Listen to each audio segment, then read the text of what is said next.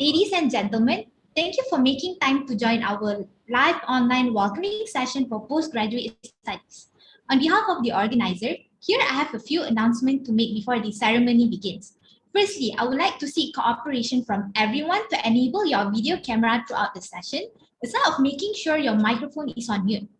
Secondly, we will start with welcoming speech by the Faculty of Engineering Dean, followed by an introduction to the Faculty of Engineering by the Deputy Dean of Postgraduate Studies, an introduction to the teaching system by our academician who is a member of Center of Research for Engineering Education Development, and lastly, an overview of the Faculty of Engineering Postgraduate Club.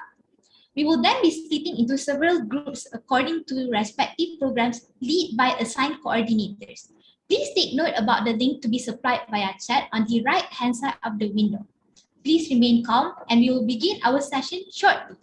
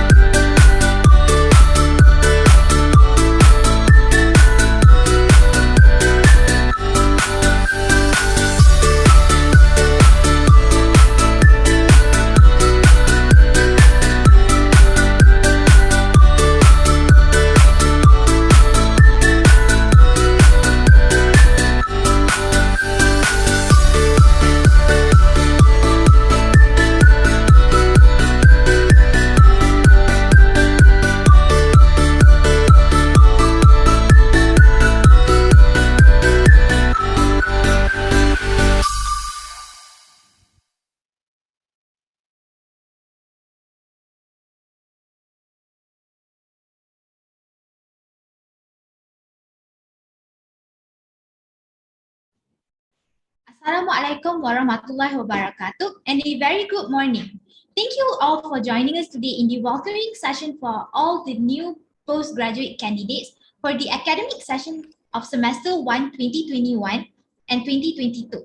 My name is Nabila binti Muhammad Yusof and I'll be hosting this ceremony till the end of the session. It is an honor to welcome and greet you in this live online session this morning. For your information, the main objective of this program is to give an insight regarding University of Malaya, Faculty of Engineering and Higher Degree programs to the new candidates who will be joining this semester. Before we begin, I would like to extend a warm welcome to Engineering Management Team. Yang berbahagia Profesor IR Dr. Kaharudin bin Dimyati, Dean of the Faculty of Engineering. Yang berusaha Profesor IR Dr. Ngoh Get Cheng, Deputy Dean of Postgraduate Studies.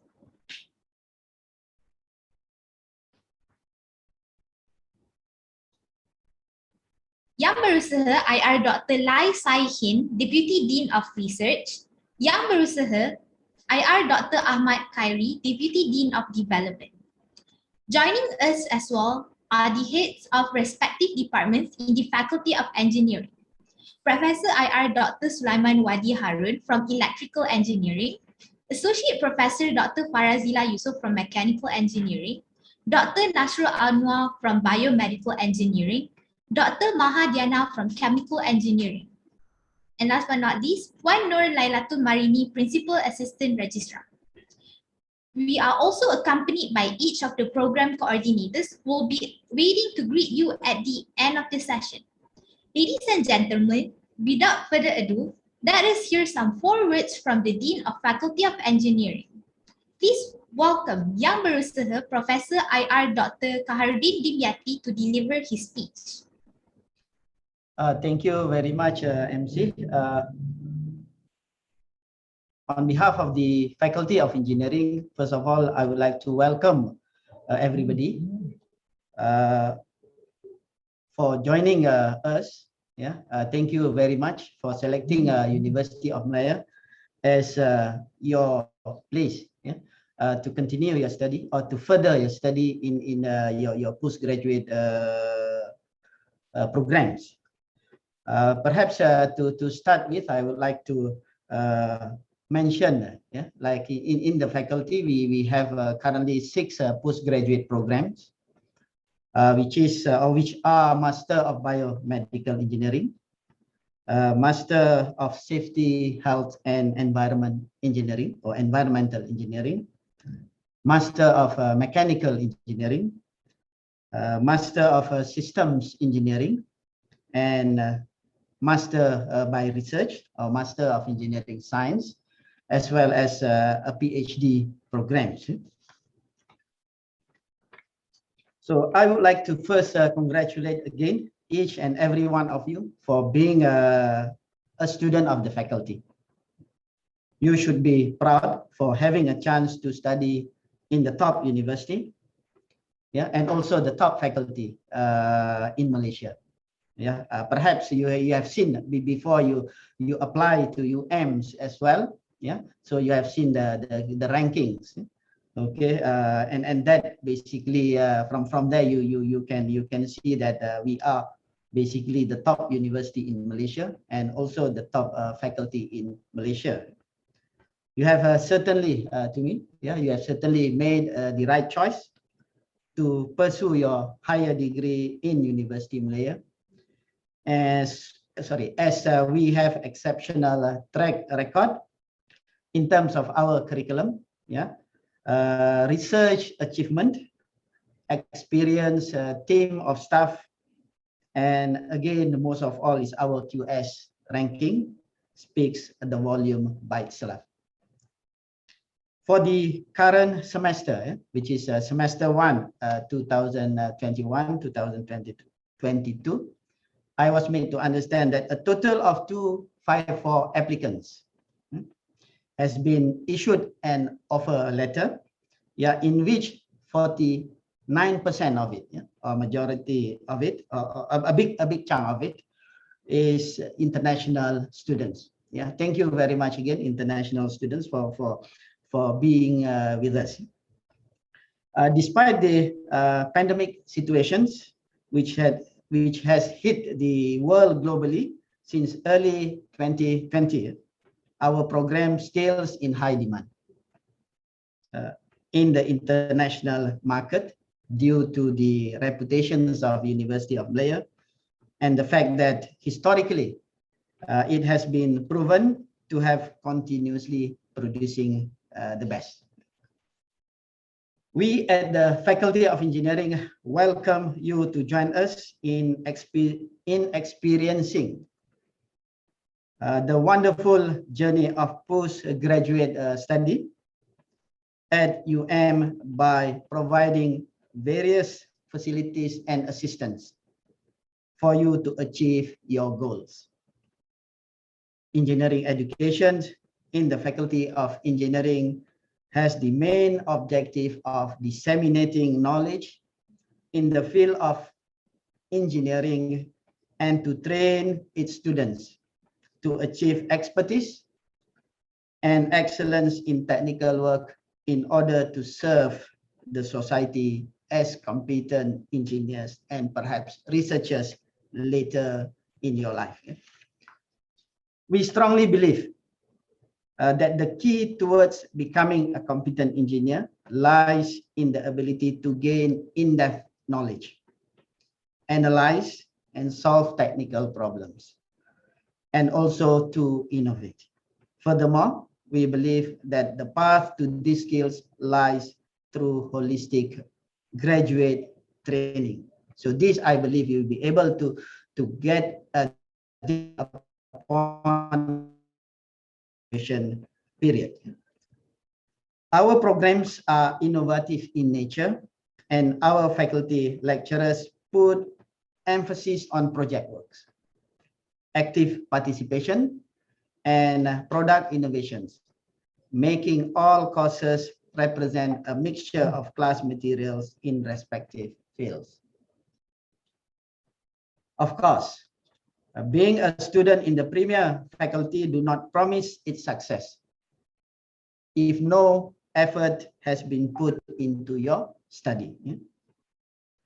In our postgraduate programs, individuals are encouraged to identify and organize issues within a wider research teams.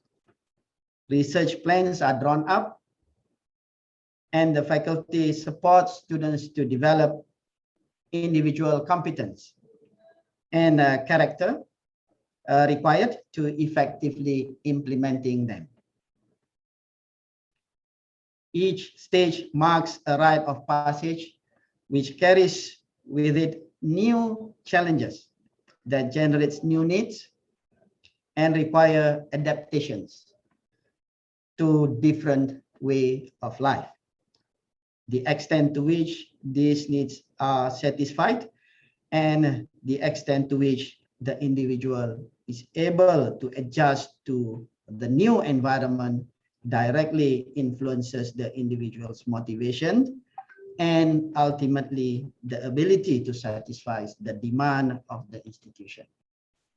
On behalf of the Faculty of Engineering, again, I wish you all every success and that you will take this with you, the experience, and that you will remember it fondly in years to come. I'm confident that these decisions to embark on a postgraduate study will help you realize your personal, professional, and educational dreams. And basically the faculty will facilitate you towards achieving your dreams. With that, thank you very much.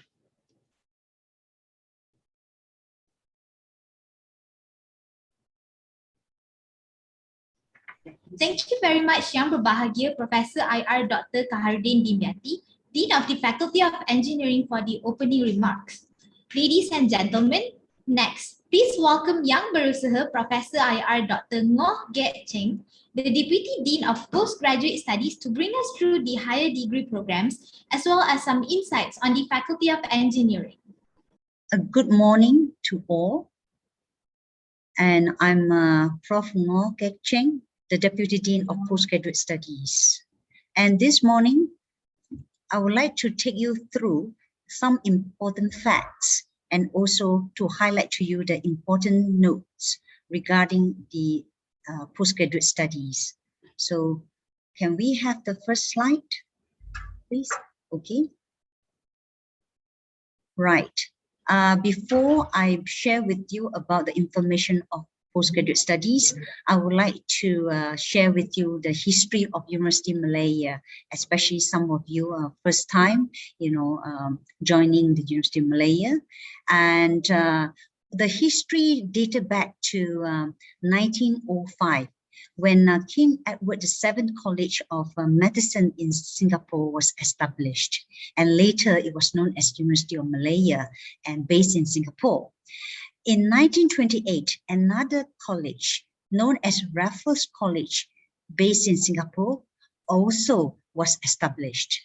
And these two entities merged together in 1949 and later become the University of Malaya. And just after our independence, okay, University of Malaya had its campus established in Kuala Lumpur. And in 1962, University of Singapore and University of Malaya actually, splitted from the University of Malaya. The University of Singapore, known as National University of Singapore, based in Singapore, and another, entity split out from the, University of Malaya, and is known as University of Malaya, based in Kuala Lumpur. All right, as we are now at the moment. Okay, next. Okay, very much like University of Singapore, all right? University of Malaya also, performed very well in QS World University rankings, okay? As you can see from the screen, we are on top of 100. We are in fact at 59 this year, okay? Compared to other institutions, and as you can see, compared to other research universities in Malaysia, we are much, ahead of them. And also the last two universities ranking 439 and 391 are the private universities, University Technology Petronas, and also University College of Sedaya University. We are much better than them in terms of QS World ranking. Okay, next. Yeah, and we have progressive very well, okay, from the 2015's 151 until today's 59. And to maintain that ranking, we also hope that you will be able to publish good papers during your studies, and then show the world that you are the products of universities, become our ambassadors in the future to promote University of Malaya and do us proud. Okay, next we would like to look at the brief history of Faculty of Engineering. I'm just going to highlight the important points here. And if you may go to point number 3, in 1956, our civil engineering course was offered. And then, point number 4, in 1958, all right, the mechanical engineering degrees also was offered. And about 11 years later, the chemical engineering degree was offered. And moving on, until 1974, all the divisions were upgraded to departments. Okay. Well, and much later in 2001, you will see that down below the point number 10, the Department of Biomedical Engineering was established. And all these informations can be found in the website, so you may refer to them later. Okay, let's moving on to another slide. Yeah. That slide is about the ranking by subjects. As you can see, as far as engineering and technology is concerned, we are 54 in the QS World University rankings. And as shown on the screen, the electrical engineering department, okay, is ranked 43 in the world, and mechanical engineering ranked 107, and chemical engineering is very healthy at 69, and civil engineering also ranked between 51 to 100, and the rest below it are the rankings. Okay, we are very good at 17 US News and also the other rankings. Okay, next, moving out from the ranking, let's share with you about the staffs in the department, in the faculty of engineering. Altogether, you can see there are 153 academic staff and 141 non-academic staff. And as you can see here, our academic staff are very experienced. Out of the 153, there are 78 are chartered engineers and also 53 are professional engineers. And our academic staffs are all made up of other nationality. There's about 10% international staff in the Faculty of Engineering. Okay, let's look at the next slide. Next, I would like to introduce you to the management team of the Faculty of Engineering. As you know, Professor R.R. Dr. Kararudin, okay, our dean, was presented to you earlier on, okay, and the second row, as you can see, the gentleman on the left is Professor R.R. Dr. Hasley. He is the Deputy Dean Undergraduate Studies, and next to him is me. Okay, I'm the Deputy Dean of Postgraduate Studies, and next to me is Associate Professor R.R. Dr. Lai Sai Hin. He's the Deputy Dean of Research, and another dean, the Deputy Dean of Development, is Associate Professor R.R. Dr. Ahmad Hari. And the next row below is, the first gentleman is R.R. Dr. Nasrul Anwar. He is the head of Department of Biomedical Engineering, and followed by Dr. Mahadiana, the head of Department of Chemical Engineering, and Professor R.R. Dr. Farida Othman, the head of Department for Civil Engineering, and also a very, well-known researchers, Professor R.R. Dr. Sulaiman Wadi Harun is the head of Department for Electrical Engineering. And for the head of Department of Mechanical Engineering, we have Associate Professor Dr. Farazila Yusuf there. And lady on the right is Madam Marini, and she is the Principal Assistant Registrar. Okay. After introducing the management team, I would like to introduce you to the program coordinators. As mentioned by our dean earlier on, there are 6 postgraduate programs, okay, and 4 are coursework based. So the coordinators are from the Master of Biomedical Engineering. We have Associate Professor R.R. Dr. Ting Hua Nong. And next to Dr. Ting is the Master of Chemical Engineering coordinators, Dr. Ku Shin Yi, and then the row below is Master of Safety, Health and Environment Engineering coordinator, Dr. Jegalashmi, and the other coordinator for Master of System Engineering is Dr. Tengku Faiz. Okay, these are the 4 main program coordinators. Next, we have 2 other coordinators for research programs. They are, for Doctor of Philosophies, is represented by Associate Professor Dr. Roslinda, and also for the Master of Engineering Science is managed by Associate Professor Dr. Hendrik Simon. Next, well, this organization chart that I'm showing you is utmost important, is from the Deputy Dean's Office of Postgraduate Studies, all right?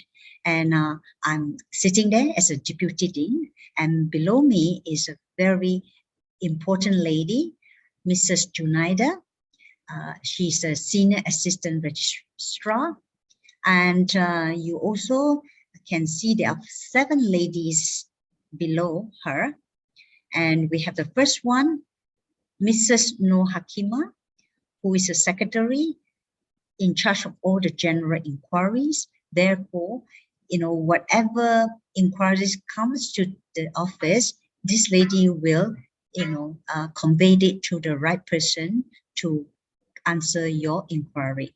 The next lady here is Mrs. Hafiza, the Assistant Administrative Officer in charge of all admissions. So at some point of your applications, this lady has been, helping your applications. And next, we have the Senior Administrative Assistant, Mrs. Nohanis. She's in charge of candidate defense and thesis seminar. Next to her is the officers in charge for coursework programs is Miss Masna. Okay, she's a senior administrative assistant.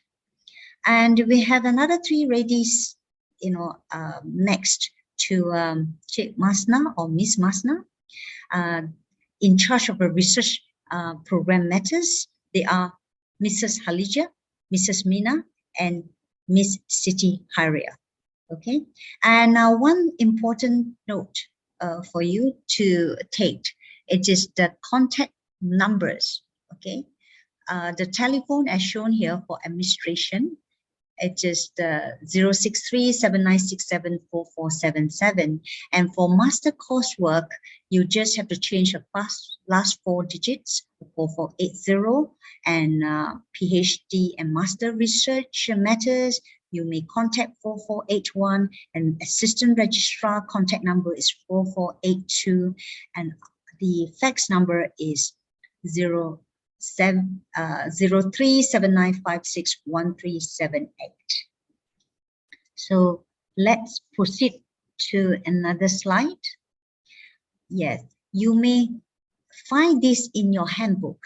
It is about the learning outcomes for the postgraduate studies. Okay, there are 8 of them. You can refer that. Okay, so I'm not going to go into detail. You can study on your own on the learning outcomes. Let's look at the other slides. Yeah, I would like to share with you here about the program structure for Master of Biomedical Engineering. And you can see that the total credit is 42. For Master of Safety, Health and Environment Engineering is 43. And Master of Mechanical Engineering 42, and Master of System Engineering 42 as well, and not much different in total credits. But again, I want to emphasize on one important point here. For core courses and research projects, the number of credits, is compulsory for anyone to attain, in order to graduate. You cannot use the elective coursework credit to compensate for core courses or research project. Please take note of that. Next, we like to look at the table. This is a very important table for all of you, especially by coursework. Okay, the master degree by coursework candidates, I believe all of you have high aim of your study, and I hope that you can score well. As you can see, from the table, it shows that distinction is 75 and above. The passing mark is a B. Okay, it's a 65 marks at least, for a grade of B. Anything below 65 is fail. All right, and in your transcript, sometimes you may see a grade indicating P. P is for progressive courses such as research project, which is of 2 semesters. So after finish 1 semester, you will get a P instead of the actual grade. All right. Next. Yeah. Now we are moving on to the graduation criteria, especially program of study by coursework for master degree. Okay, there are 5 criteria one need to fulfill. Okay, number 1 is to achieve a final CGPA of 3 and above. Second point is to complete the number of credits as prescribed for the master's program I've just mentioned a minute ago. And third point is for anyone to fulfill the program requirements, meaning you have to complete the course within the candidature duration. For instance, the minimum duration is 4 semesters and maximum is 8. So you have to fulfill the program within that criteria during that period of time. And number 4 is for one to fulfill the language requirement. For the Malaysian students already have the Bahasa Malaysia, and for international students, you do need to fulfill that before graduation. Number 5 is to fulfill all other requirements approved by standard from time to time. Okay, and you may find all this information in the engineering website as shown below. Okay, and let's look at the master by research candidature requirements. There are 7 points for you to take note. The first one is to fulfill Universiti Bahasa Malaysia, especially for international candidates. You need to get that before graduation. And second point is for everyone to pass the research methodology course not later than the 2nd semester of candidature. And C is to present and pass a research proposal in proposal defense not later than the 2nd semester of candidature. And D is for you to present and pass research progress in candidature defense not later than the 3rd semester of candidature. And for any one of you to graduate, you need to publish at least 1 ISI articles according to the criteria set in the publication guideline prior to graduation. And in order for you to graduate, you also need to pass the dissertation examination and viva voce. And the last point is for international students, you need to fulfill the residential requirements for at least 6 months. Okay.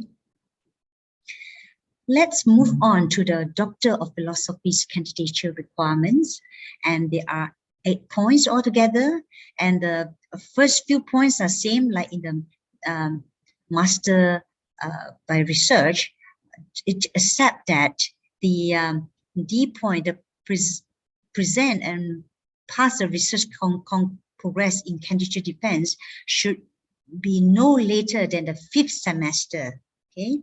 And the rest of the informations required are more or less the same. Okay, you may refer to the guidelines. Now, let's move on to the Doctor of Philosophy's fast track candidature requirements. And these fast tracks only, for UM graduates, bachelor degree graduates or master degree graduates proceed, to the PhD degree or fast track.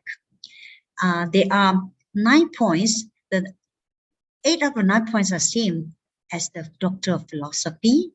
And there's only 1 point, point D, for the fast track PhD student to take note, is that you need to present or pass the research progress in PhD confirmation defense not later than the 3rd semester of candidature. The rest of the criteria for candidature requirements are more or less the same. Okay. Now moving on, yes, I would like to share some very beautiful pictures, the facilities we have in the Faculty of Engineering. Altogether, you can see we have a lot of facilities, auditorium, lecture hall, all the way to the teaching and research labs, okay, that can cater for a different number of students, all right? And we have nice pictures showing there, library, the cube, seminar venue, and study corner, okay? So you may find all this information in the engineering website. Okay, next, I just would like to show you some of the nice pictures of our cube, yeah, and a very classy looking cube, and also nice painted benches for lecture halls in blue or in orange, or the one that we shown here is yellow, is very striking and very, appealing. And we also have very nice computer lab setup and also student workshops. Okay. And next, all right, continue on with some of our main facilities, the study corners. The student can hang around there and do some discussion with friends. And we have nice cafeteria for you to get some snacks. And also we have a proper cafeteria that's serving lunch or high tea and even breakfast. And we also have a nice spacious engineering library and a spacious, nice looking auditorium. These are some of the nice facilities. Continue on. I'm going to show you as well some of the laboratories, out of 175 that we have. As you can see, high voltage lab and power electronics and renewable energy lab, tribology lab, and advanced manufacturing lab. Okay, next we have heavy structure lab, for civil engineering department, and body performance and motion analysis lab. That's for the biomedical engineering department. And below them, you can find the environmental lab, the mass transfer labs. Those are, based and situated in the Department of Chemical Engineering. Okay. So let's moving on to look at the important points for you to take note. I think this is very essential. Okay. The 9 points for you to take note, there are the first one, the research project. Prior for you to register for the research project module, and you need to determine the field of your research and to appoint the suitable supervisor or supervisors, and need to confirm the title of your research project, and make sure that you meet the submission deadline when you are doing your research project. Okay, so this is very essential. You have to get all the first 3 points ready before you register for research project module. Next is a research methodology module.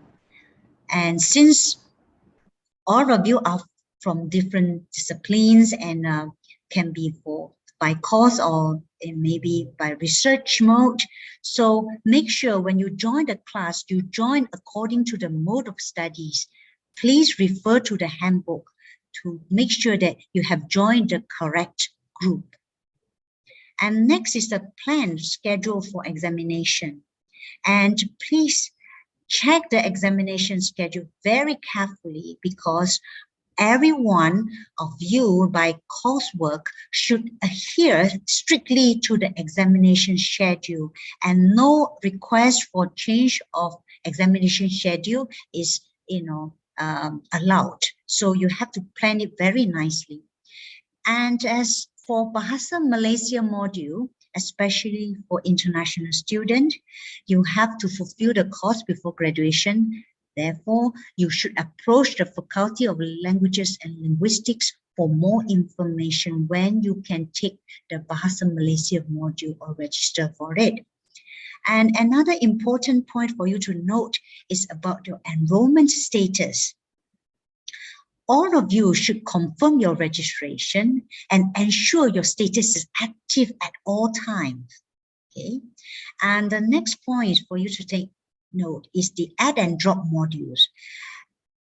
Please be informed that no add and drop module is allowed after you have confirmed your registration. Therefore, it is very essential and important for you to, check with the program coordinator to ensure that the subjects are actually offering, especially for elective subject, because elective subjects, whether it's offered or not, is depending on the number of takers interested to study and register for the course.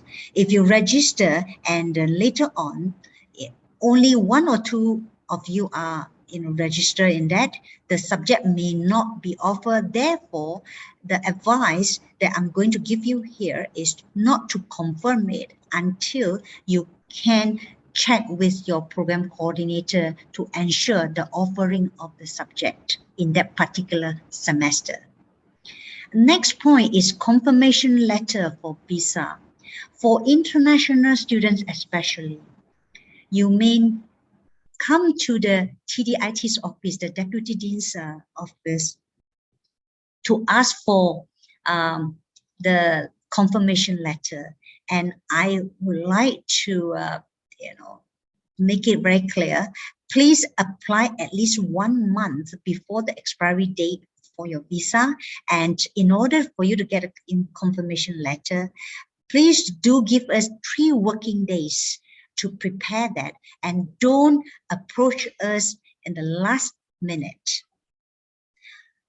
Now let's look at the SISWA mail. Once you have registered in the system, you will be given the SISWA mail, the UMZ mail for students. So please check regularly for important updates and notices. Don't let your SISWA mail sitting there and looking pretty. And this is because important reminders on a progress report or deadlines for certain submissions or change of timetable will be announced from time to time in the SISWA's mail. Okay, the last point I would like to highlight to you is the teaching and learning. And as we know that due to the current pandemic situation, the teaching and learning activities cannot be conducted physically. Therefore, we have the online or in hybrid mode. So please check with your lecturers as well as a program coordinator to find out the mode of teaching and learning, whether it's online or it is in a hybrid mode. Okay. Next slide I would like to share with you is very important as well, and I believe all of you have received the important dates from AASC. All right, and I would like to translate it and to highlight to you the important registration dates for postgraduates. First of all, let's look at the postgraduates registration date by coursework. The online registrations was self-enrollment. Okay, it was given the period between 20th of September until 27th of September for those postgraduate by coursework to have self-enrolled. And for those already self-enrolled, please proceed to the online module registration, and don't confirm the modules until you have the confirmation of the offering of the subject, especially the electives, from the lecturers and also from the coordinators. Okay, and the duration given for you to do the online registration is between 29th of September, few days ago, and until the 8th of October. You may do it through Maya portal as shown there, the link. And moving down to the registration dates for postgraduates by research, the online registration for self-enrollment is longer. It is from 20th of September until the 28th of January 2022 next year. All right, for those of you have already enrolled, and if you wish to take the research methodology module this semester, please do so between 4th October until 29th October 2021. You have 3.5 weeks to think about it and confirm it. All right. Beyond the 29th October, any application will not be allowed. And this last point, which is very important for every one of you to take notice, especially by the researcher mode. Although you may not, ready for thesis dissertations writing, but it is essential for you to register that module and confirm every semester during your candidature. For this current semester, you may register and confirm, between the date given here, from the 4th October next Monday until 28th of January 2022. All right, so these are very important dates for you to take note. If you have any doubts or need further clarification, please contact the Office of Postgraduate Studies, and the staff will, try their very best to answer your inquiries. Okay. Next. Okay. I think this end of my presentation.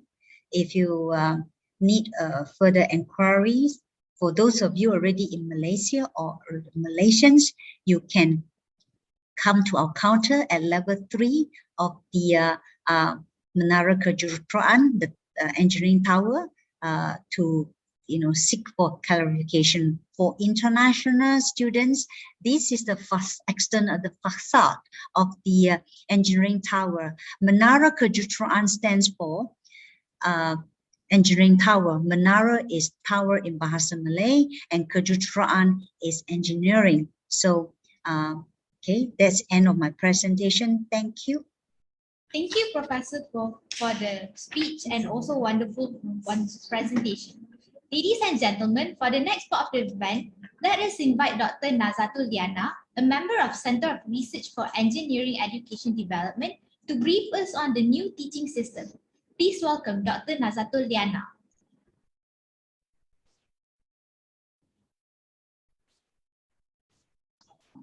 Hi, good morning, everyone. I hope you can hear and see me well. I'm sharing a slide here. So if you cannot see the slide, please do let me know. So I'm here to introduce to all the new students on the teaching system that we will implement throughout the semester. And in our faculty, we are driven, to ensure our academic program are relevant, current, innovative, and internationally recognized to meet the national and global needs. And we are always continually trying to develop academic programs that inspire and challenge students to their full potential.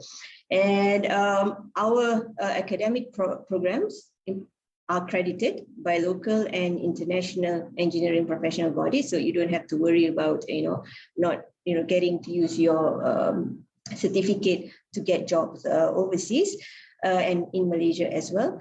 And we will continually develop programs that are relevant to the industrial requirements. So this is what motivates us at the Faculty of Engineering for our postgraduate studies. And as mentioned by Professor Noor just now, we are going to implement online and hybrid modes for teaching and learning this coming semester. Since things are getting a bit better now, the university decided to introduce some physical mode and online mode together in teaching and learning.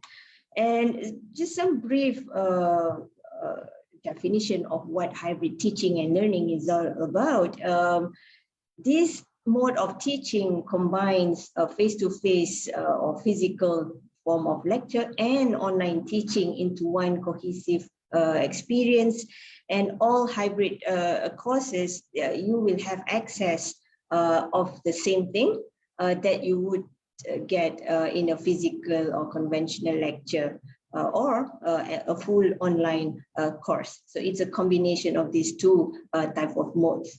And looking at this online learning, we have adapted ourselves for the past 2 years in online teaching and learning. Everything is delivered online, access to the lecture notes, sources, and compared to conventional teaching method that we had a few years ago, where it's 100% face-to-face lecture. And during that time, we encourage teachers or lecturers to introduce more online elements. But since the past 2 years, we need to convert everything into fully online. And now things are better. We are going to reintroduce some face-to-face elements in our online teaching, or we call it hybrid. And for postgraduate studies, hybrid is not made compulsory. So there's an option of whether you want to go for full online or hybrid type of class. But this can be discussed with the program coordinator later.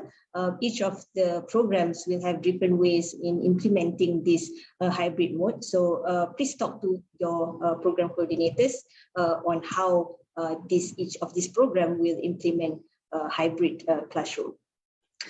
And some advantage of hybrid teaching or face-to-face teaching as part of the component of a hybrid mode, it allows immediate, real-time, back-to-back type of discussion or delivery that can be difficult to capture online. I think a lot of students have experienced this before. It's very difficult maybe to digest all this delivery online. So face-to-face teaching has this type of advantage, especially if you have to do this discussion, group work, presentations. But online learning can also contribute in your independent exploration of a certain topic. You can study at your own time. I know many of you are from the industry or working on a weekdays and only doing this postgraduate on weekends. So in online learning, you get this flexibility of doing your own study at your own time. And so both physical or online have their own pros and cons. So in hybrid, we get to match these two type of modes and get the best out of it. And for our courses, whether it's online or hybrid, all courses, they are designed and implemented based on the principles of student-centered learning. So this encourages students to actively participate in the learning activities, right? For example, collaborative learning, problem-based learning. This part could be difficult to capture online, but when you have a hybrid class, I hope it could be more productive.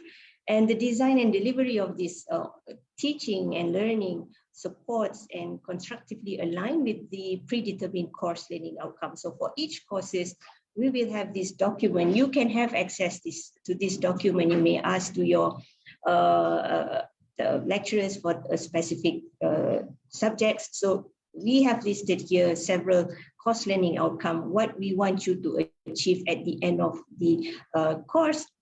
And then we map it against what is the learning strategies for this particular outcome that we targeted, and how can we assess students whether you have achieved or you have successfully achieved this course learning outcome. So everything will be detailed out in the form, whether it could be assessed through assignments, through a test, quiz, presentations, final examination, mid-semester test. There are various ways of doing assessments for students to measure whether you have achieved these learning outcomes.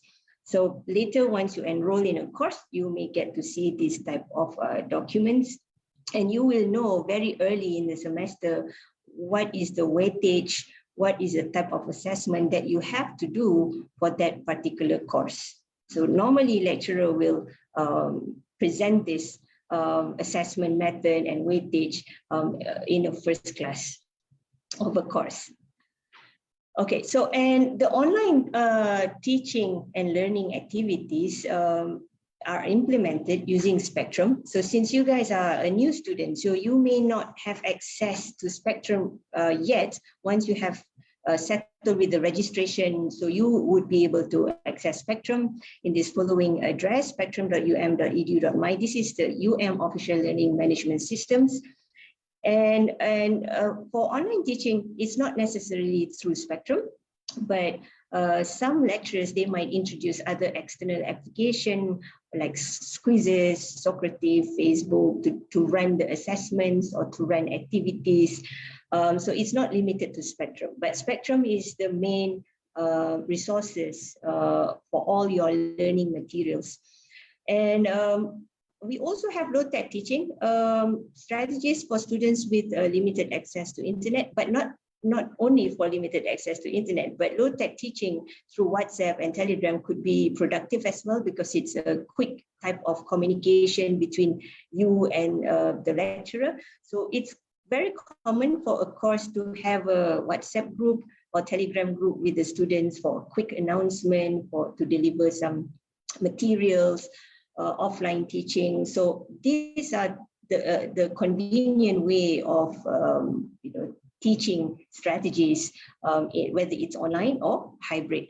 And talking about Spectrum, this is a screenshot from my course, how Spectrum would look like, right? So since you may not have seen this before, so we, as a lecturer, we are able to upload all the resources that we want the student to have, not limited to only files like lecture notes and all, but we can also embed videos, we can have a quizzes link here, or we can also collect attendance. As you can see, the QR code on the right side here, you can also scan the QR code to mark your attendance. So this is a very good website or good resources for students. So please fully utilize this Spectrum when you start your courses later. And in the delivery of whether it's online or hybrid, it can be done in a mixture of synchronous and asynchronous learning interaction. But students should be informed about teaching and learning activities and the important dates for the semesters, like when is the lecturer is going to have their test, when is the deadline for assignments, projects, when is the final exams. So these are the important dates that students should be aware of. Types of assessment, detailed weightage for each assessment. I have mentioned this when we talk about the form of this course learning outcome.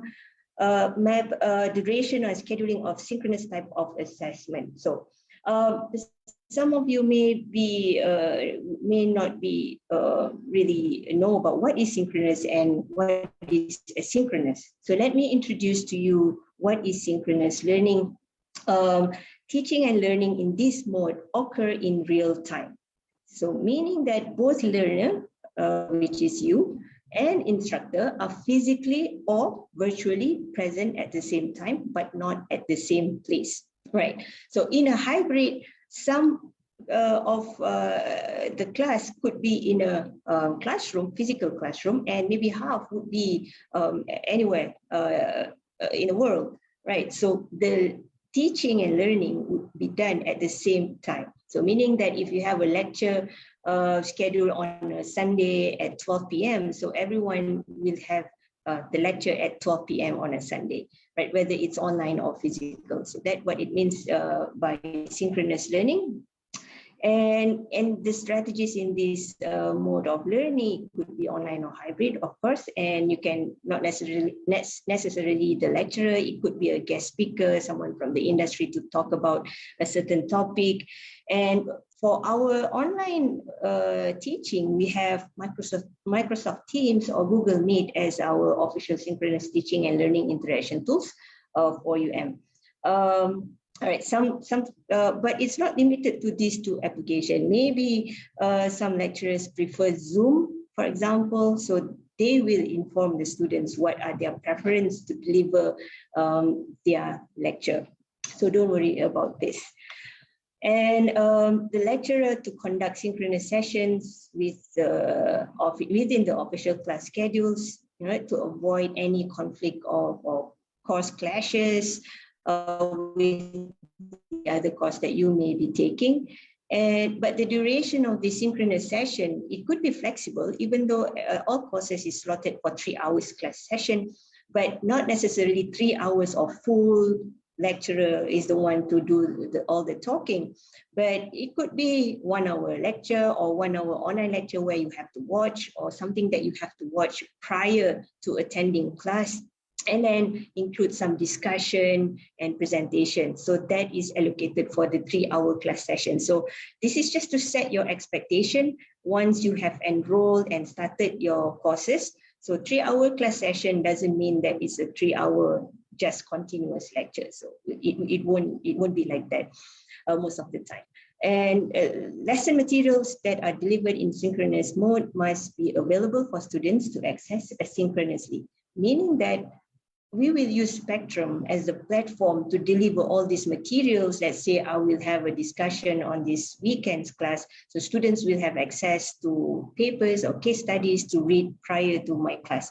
So this will be delivered through Spectrum. And as mentioned, asynchronous learning, it's the opposite of synchronous learning, where the teaching and learning occur not in real time. And it can be at a different location, right? So this means that you have the flexibility. Whenever you are free, you can access to the resources. And it could be in the form of pre-recorded lectures, screencasting, right? Slide casting. So all these online tools can be applied in asynchronous learning. And lecturers can also give out quizzes for students to do at their own time, right? So it doesn't really, it gives more flexibility for you, especially those, working students. And it can also create a lesson module in Spectrum. So you have to go all this sequence in Spectrum before you can proceed for the next lesson. So this is what we call asynchronous learning. So the tools that can be used for this type of learning would be, of course, Spectrum is the first one, and also other internet-based tools, Edpuzzles, Looms, Adobe Captivate. So these are some of the tools that you can use as well. But lecturers are required to hold virtual office hours and online consultation hours during these asynchronous weeks to ensure that students have access to the lecturers to establish online teaching presence. So it doesn't mean that when everything is given earlier and you can do it at your flexible time, it doesn't mean that the lecturers can just sit back and let you digest all the resources. So we have to have some communication going on in case you have any questions related to the task given in Spectrum, for example.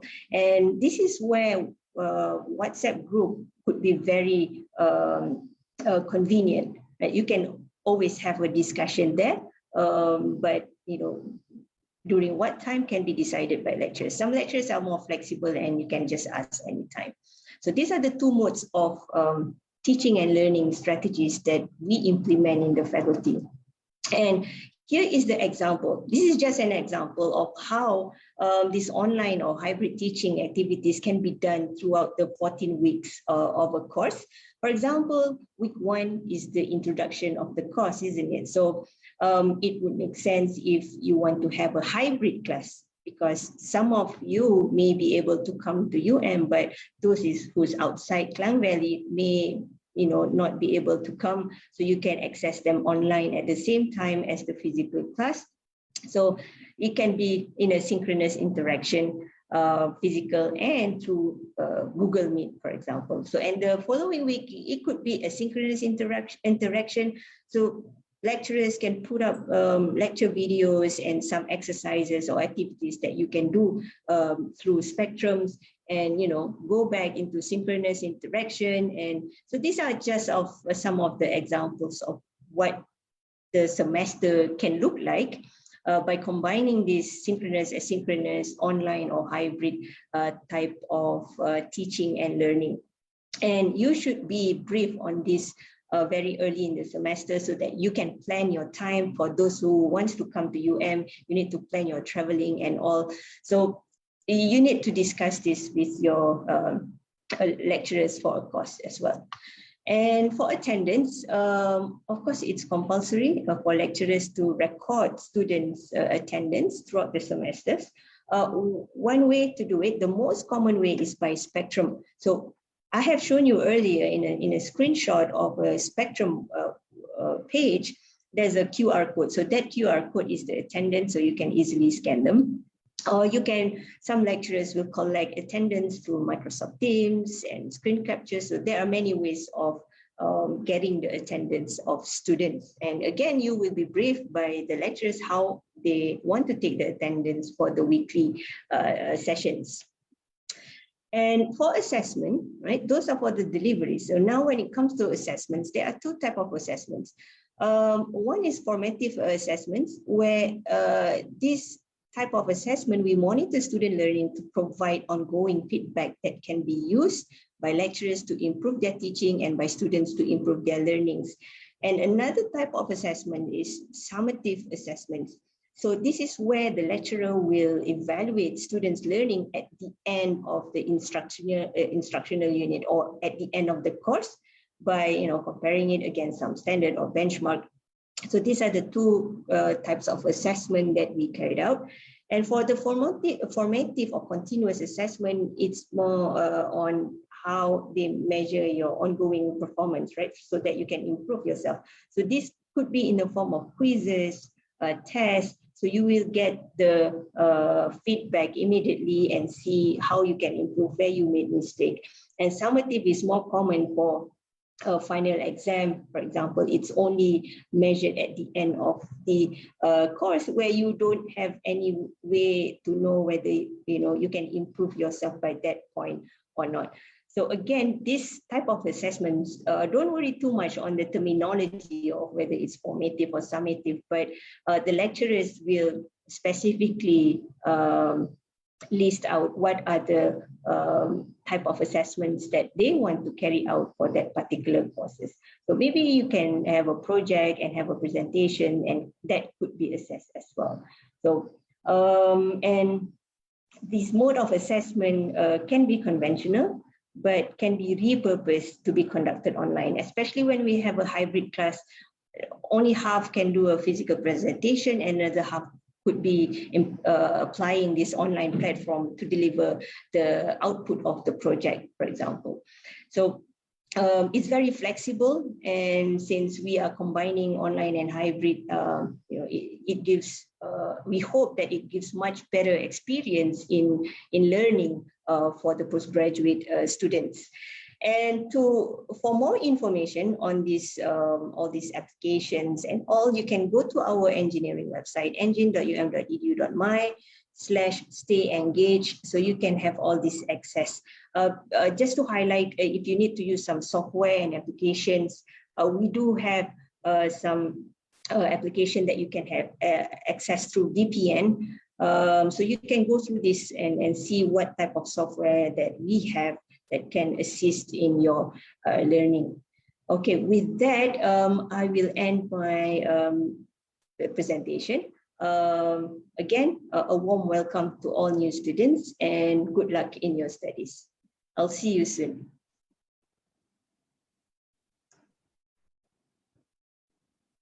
Azatul for the presentation.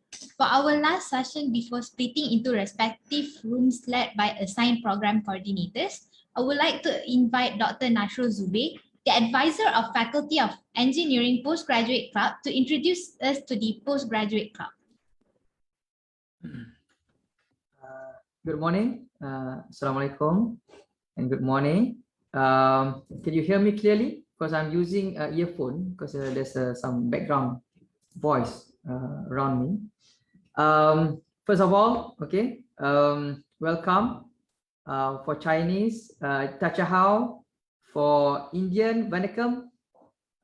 For Arabic, Assalamualaikum. And yeah, so many other greetings. So I couldn't read them all. So thank you very much. First of all, thank you very much for joining Universiti of Malaya. It's I should say a very prestigious university in not only in Malaysia but in regional. Yeah, so today I'm going to share with you the things about postgraduate clubs, which I am the advisor. So at the nutshell, the postgraduate this postgraduate club was established to mainly gather all the postgraduate students of different backgrounds, and different studies, different faculties in one what do you call one platform, so that they can have more opportunities to interact among themselves. We do acknowledge the importance of networking, so this is actually a good platform for you to to get to know each other and extend your networking, and also yeah, and we just had our high committee selection process about a month ago, and then there will be another session,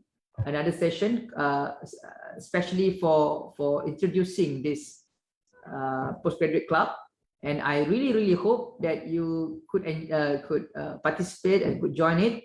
And I would like to share first. Maybe I share a bit. Share screen.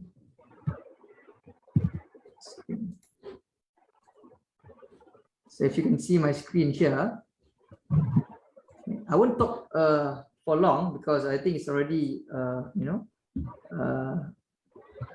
beyond the schedule. So I will take about a few minutes here. So you will see this kind of slides later on. And what I want to mention here is the committee, the higher committee members here for 2021 and 2022. The president would be Victoria, and followed by other assisted by these individuals. And please, if you can, print screen or remember their names, but during that another session, they will introduce more about themselves. And please also log on to our faculty engineering clubs. We have also WhatsApp and also Twitters, but we don't have it here. We have Instagram as well. So yeah, and what important about living or having your experience here is not totally academics. Academics is your priority, your priority, but that would not prevent you or disengage you from enjoying the life, as a person. So I think in postgraduate club we have all sorts of activities. For example, before the pandemic, we were so active, and we were supported by the faculty management team, the high management team. There we were given some allocation, some funding, and we can also have our own funding drive to sustain our club. We are many and in the official sense. We went to so many places. I mean, quite a number of places for excursion and also trips, and that would be some of the activity. And then also participated in a kind of exhibition to introduce more about our club. And I think this club, this is the only club that can gather people from different background, different countries, because postgraduate is more diverse compared to undergraduate. So here we can exchange our information, our knowledge, And also this, as I mentioned to you about the networking, nowadays, PhD is not about one specific discipline. So it might it might occur to you that you need to find some sort of advice or help from other discipline as well through the course of your study. And this is actually the important of having this kind of club. So you can place your not concern, something like your request, or you just shout out and get some feedback from any of the members who can help. And this actually I want to emphasize on that, because during my time as postgraduate, I also had a different kind of studies, have to engage on different kind of disciplines. So with this kind of club, I think it will help on getting your journey smooth, getting your journey smoothly. And I think that's about it on the introduction of the club. And please do take note on the the upcoming event organized by this club, which I will also be joining. And you can also ask any question. And oh yeah, I forgot to tell you something. This actually this postgraduate can be a bridge between you and also the high management, because we have our high management team, high committee teams. Whatever problems that you are facing, in terms of for sure there will be a lot of things, problems that you will be facing, particularly in terms of engaging the management, in terms of the your going to the classes, and also registration and stuff, sort of that. And instead of you going directly to the to the office, our office will surely entertain you. But if you want to go to the postgraduate club for any reason, and maybe it's a bit sensitive, kind of funding, funding, and also kind of personal things, you're having problems with supervisors or some sort of that, we surely would help. Me especially, you can come to me. I can assure you that I will put your concern in the priority, in the top priority of my list, and I would convey your concern to the high management. That's my duty. And I always I think I'm representing the management, the staff, the academic staff. We want to tell you that you are our asset. You are you are the the asset that we need to always taking care of, and we always have to engage you, because you are the reason that we exist here. So without student we won't exist. So we will surely take your concern into our top priority.